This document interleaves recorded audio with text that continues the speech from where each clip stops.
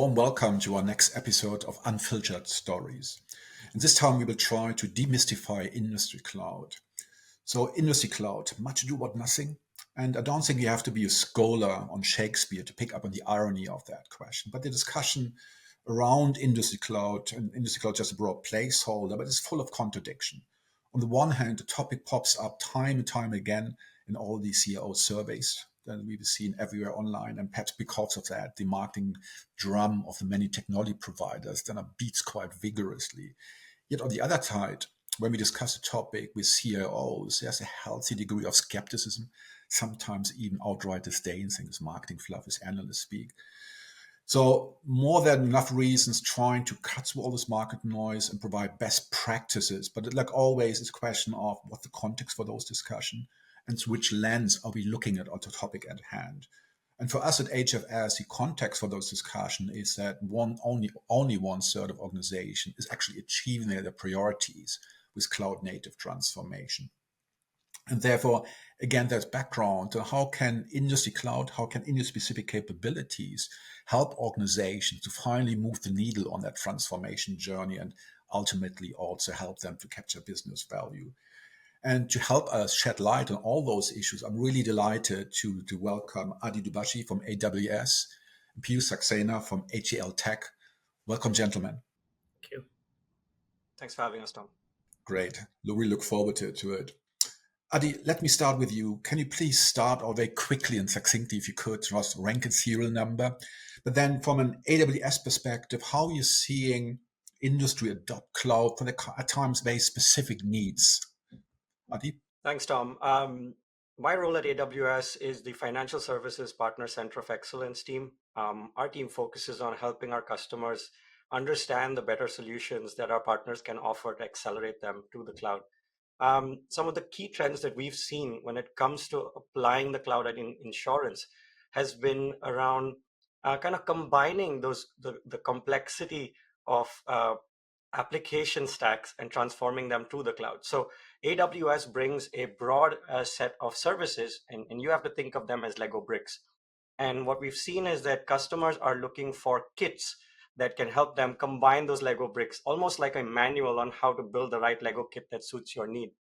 And so what we call these out as, cloud development kits as the appropriate abbreviation. We've seen customers kind of take those cloud development kits and accelerate them for their respective industries. Now, AWS has been kind of the cloud leader and steering the boat for a long time and shaping the industry. So what we have is several templates and blueprints that are accelerating customers. And so what we've seen is that within insurance, an insurance cloud can become a very bespoke need for a customer. And so kind of working off those cloud development kits and our proven patterns has really helped accelerate customers. As soon as a customer decides to dive in, they can, kind of prototype and experiment in an agile way. And that's when our partners such as HCL come in and kind of really help implement an end-to-end strategy that can help the larger migration and transformation to the cloud. So happy to dive into the subject in more detail through the discussion. No, great insights, Addy. And coming to you, Piyush, from an HCL perspective, again, first, of course, rank and serial numbers, just like Addy. But then how are you engaging with your clients? How are you guiding your clients towards industry cloud? But perhaps even more importantly, can you just share with us some compelling outcomes you have achieved by delivering industry cloud? Sure, Tom. At HCLTech, I am responsible for all cloud offerings and cloud business globally. I have the privilege of engaging with customers in their cloud journey, helping them traverse this path, right? And when we are talking to the customers, there are a few things which the customers are looking at, need for speed, faster outcomes, how do you bring in data integration across the value chain, and also data monetization. These are key asks from the customers today. And with AWS, we have a very strong focus on industry cloud, and specifically around insurance cloud, right? We have our own platform, which is Insurance Business Services. We call it IBS. This is a ready-to-use environment with tools and services made fit for purpose for the insurance services. Today, we have 4 customers, million plus policies under this platform, and some of these customers where we are, I will just take one example to share how customers are looking at this industry cloud, and how are we helping them along with partner AWS to transition from legacy systems to modern platforms. And this customer is based out of London.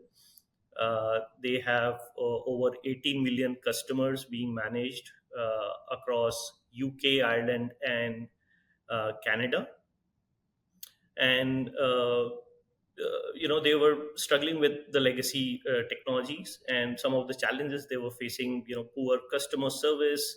They were looking at increased IT risk.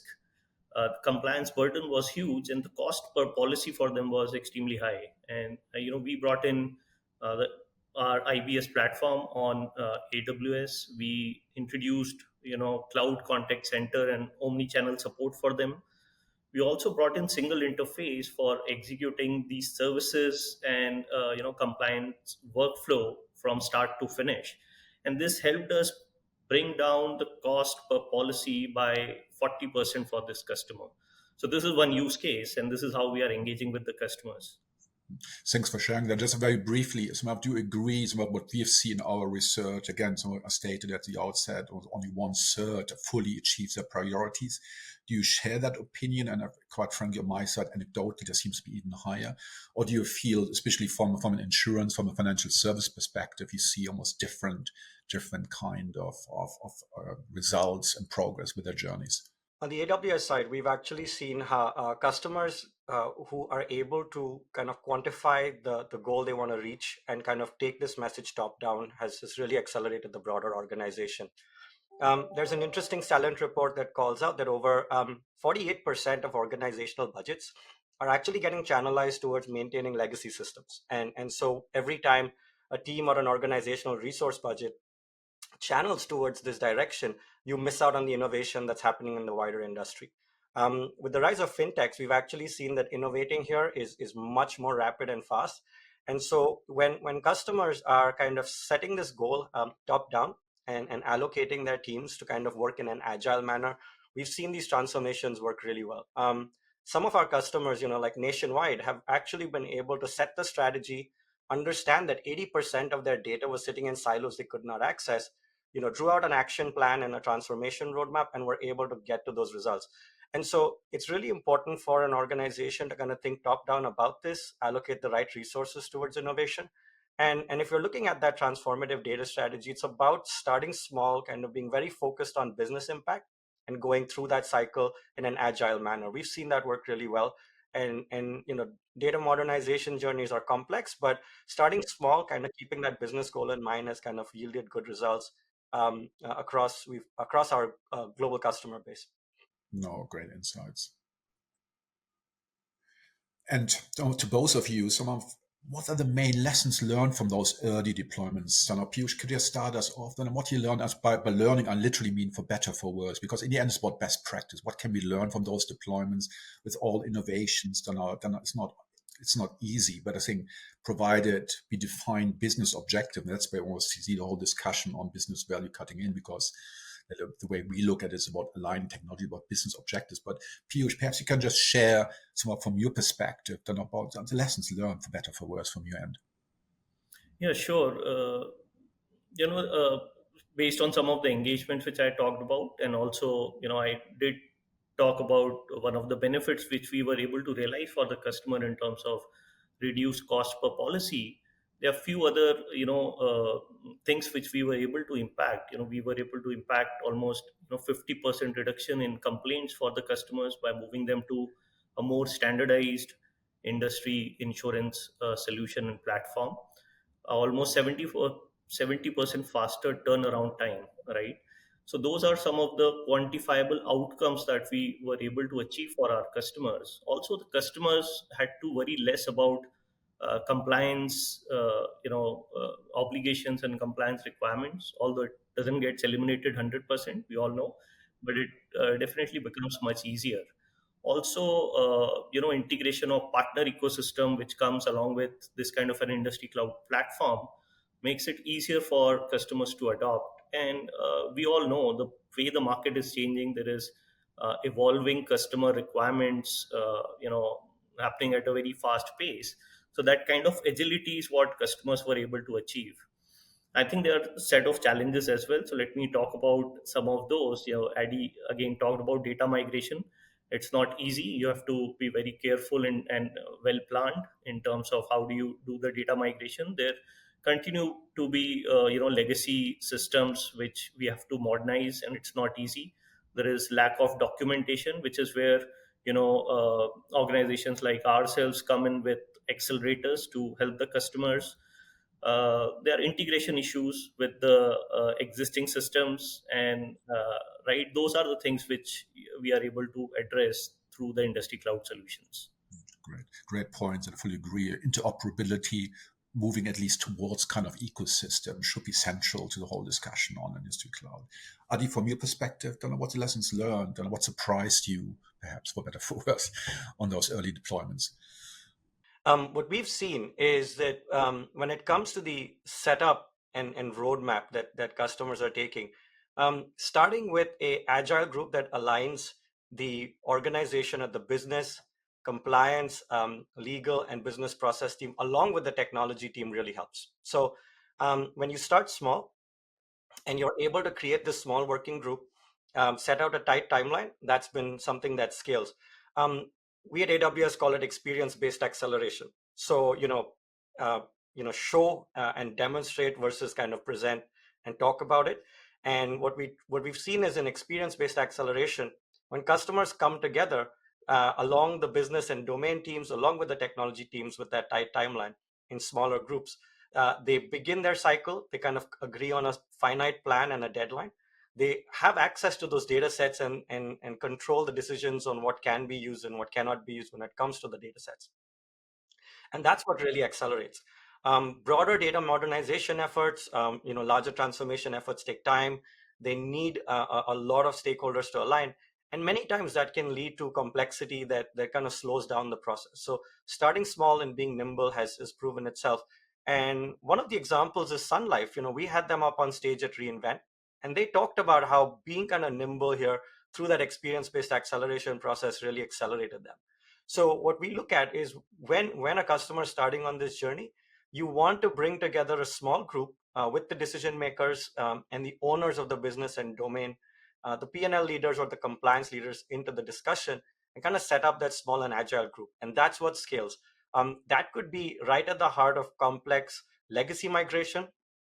Over 70% of an organization's developer productivity goes towards maintaining core systems or legacy systems. So if you had to kind of bring a key group that manages a module or a key component and then drive that experience-based acceleration process, you tend to see clear results. And that can then be a repeated pattern that percolates the broader organization.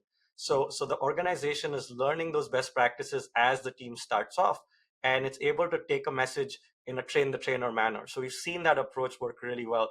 And Sun Life, who came up on stage, actually applied this towards Gen AI. And so we're happy to talk about some of those stories as well. But I think we an should park those interesting discussions for the approach. moment, exactly. So, But I think they're Tom, I great. just want to add a quick point Hmm. on Addy's note. I think the customers are also wary of this build versus buy, and I think an industry cloud solution offers them a better opportunity cost with faster time to market, and also technical debt. That's a big discussion in the industry, and if you move to this kind of a platform, you can definitely avoid the technical debt. So those are two very key factors which came across during our customer conversations.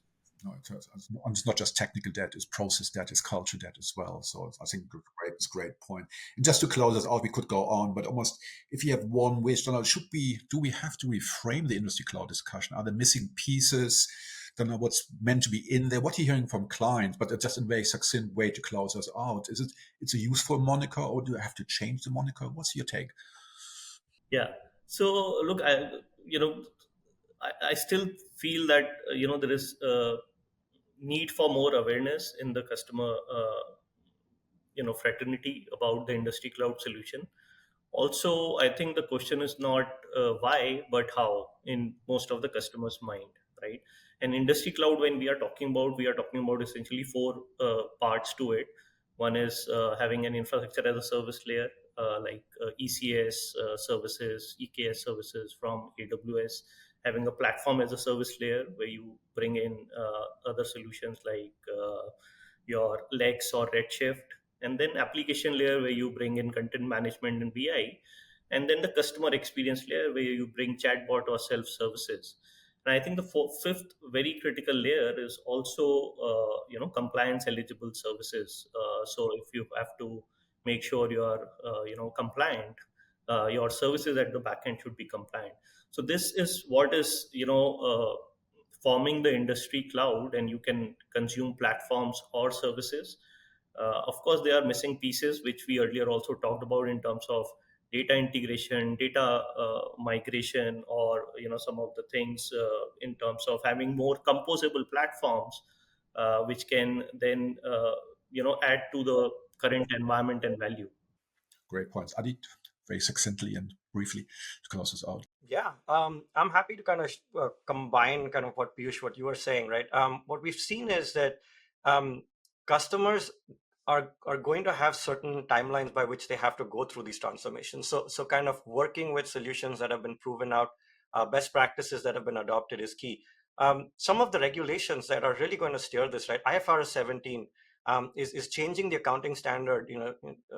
20-year accounting standard going through a massive change. What we expect is the cohorts that compile the insurance contracts are significantly going to have a new set of metrics. So complying with IFRS 17 changes that is an upcoming deadline is going to require modernization. Combine that with IFRS 9, that was already something that had sparked that discussion and modernization journey. Customers want to make sure that they're building their architectures for that future state, right, which is an ever-changing environment. Obviously, in the US, you have GAAP, GAAP protocols and guidelines, but they also are going to steer towards IFRS 17 best practices, which is a global industry standard getting set out. So when customers are going towards these compliance timelines, they're also seeing a market change significantly. So you are seeing customers who have higher expectations on the customer experience. They have access to new repositories and sources of data.